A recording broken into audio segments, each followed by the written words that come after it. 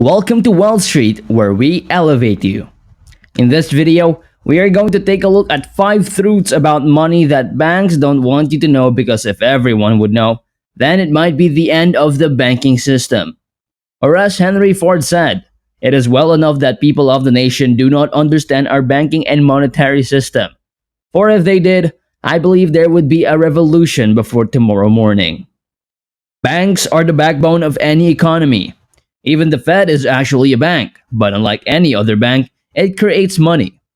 But what if I told you that every bank has the right to create money? If cryptocurrencies seem to you like a scam, then you probably don't know much about the banks. Theoretically, you can start a bank and start creating money. But someone would ask, why waste so much money first starting a bank when you can start a cryptocurrency and become a crypto billionaire overnight? At least that's what has been happening lately. But before we get into the details, give this video a thumbs up and make sure to hit the subscribe button. Don't also forget to turn on the bell notification to remind you of any future video uploads. And now, let's get back to the video. Number 1. Keeping your money in a bank is a scam. Let me ask you a question. How much interest would you earn if you deposit your savings in a bank? At first glance, it seems like at least a few percent for it to make any sense, right? However, if you look at the numbers, it's far from that. The top banks, such as the Citibank, offers literally less than 0.5%. There are banks that offer a higher rate, but they are still more than 1%, especially since interest rates are at the bottom now. Think about it. Your money grows by 0.5% while inflation is 2.5%. The intrinsic value of your wealth is literally decreasing every single year. You are far better off spending that money today than keeping it in a bank. The purchasing power of your money in a few years is going to be far less than it is now.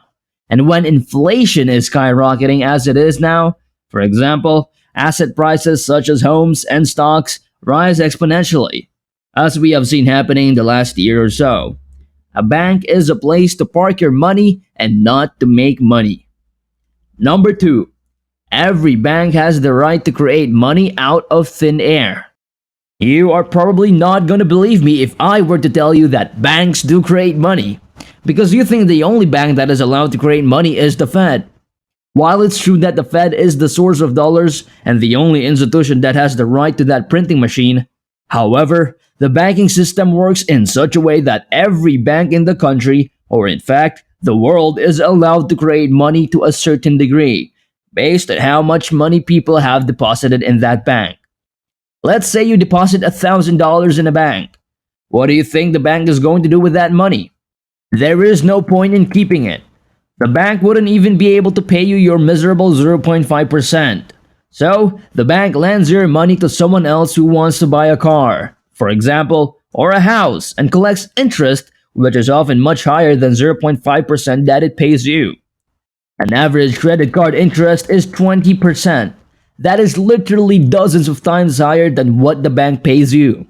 The point is that the bank isn't going to tell you to whom it will lend your money.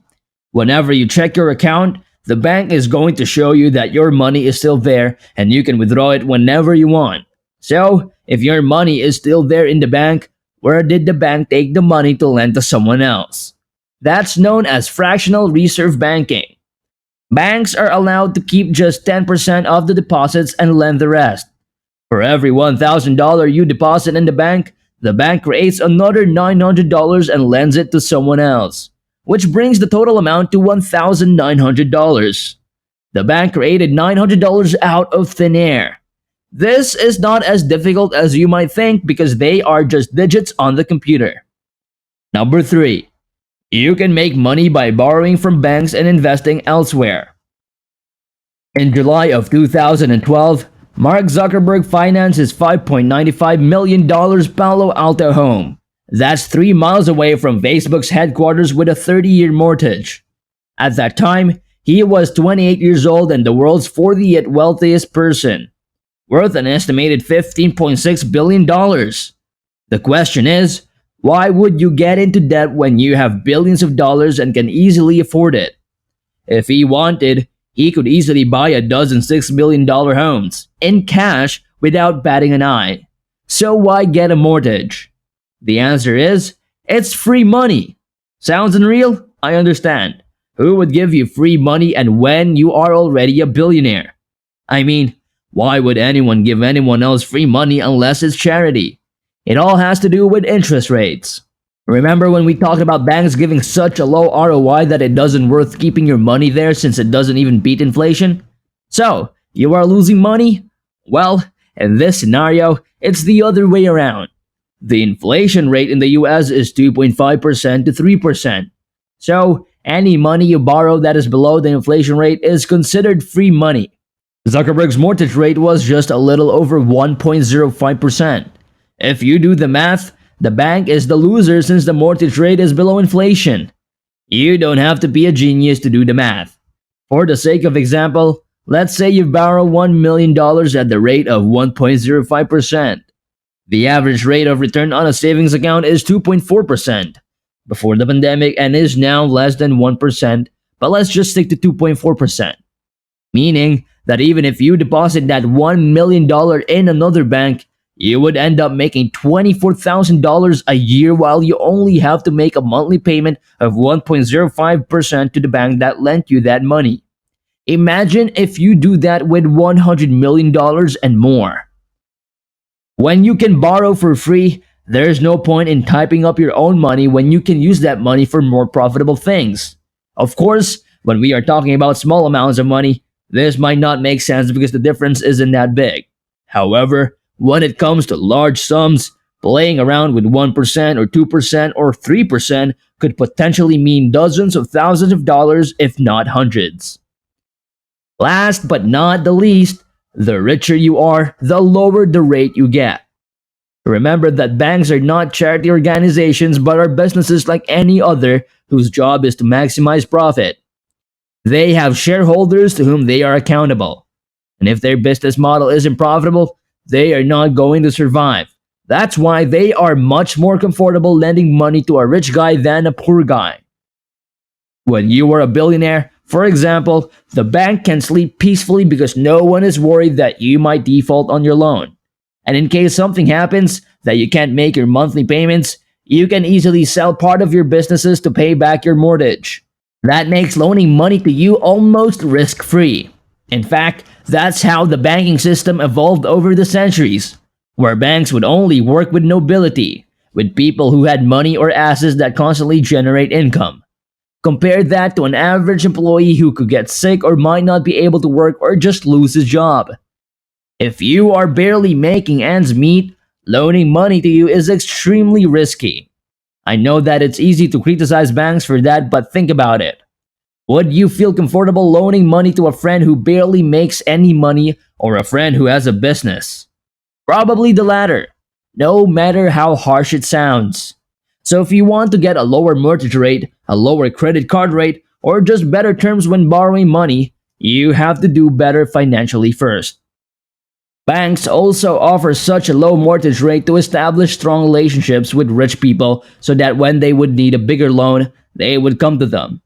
It's a win-win situation. Technologies such as blockchain or cryptocurrencies are promising to change that and democratize banking. And they will probably to a certain extent. In fact, banking has been democratized to the point where everyone has access to financial services now compared to 100 years ago. And finally, credit cards are the bank's nuclear weapons. 70% of Americans with credit card debt admit that they can't pay it off this year. Think for a moment about what that means. Your credit card debt isn't like your mortgage. It is not like a 3.5% a year. It's probably like 20%. If you can pay your credit card debt on time now, what makes you think that you can pay it in a few months later when the debt has grown much bigger? In other words, 70% of Americans are about to fall into the debt trap. Over half of those surveyed, 56%, say they have had the credit card debt for at least a year. And most will continue to carry it out for years to come. Almost 20% said it will take them more than 3 years to pay off their debt, while roughly 8% say they don't know when they'll be able to pay it down. That's how banks usually make fortunes because most people spend without thinking. They are used to a certain standard of living and they are ready to keep it even if they can't afford it. That's why banks keep calling you to sell you a brand new credit card. Don't get me wrong, using credit cards responsibly is great to build your credit score. But if you are not financially responsible, then you shouldn't get yourself into that debt trap. And that is all for now, my friends. I hope you enjoyed this video. Make sure to give it a thumbs up, hit that subscribe button, and turn on the bell notification so you are the first one to see any new video. Thanks for watching. Until next time, this is Wall Street.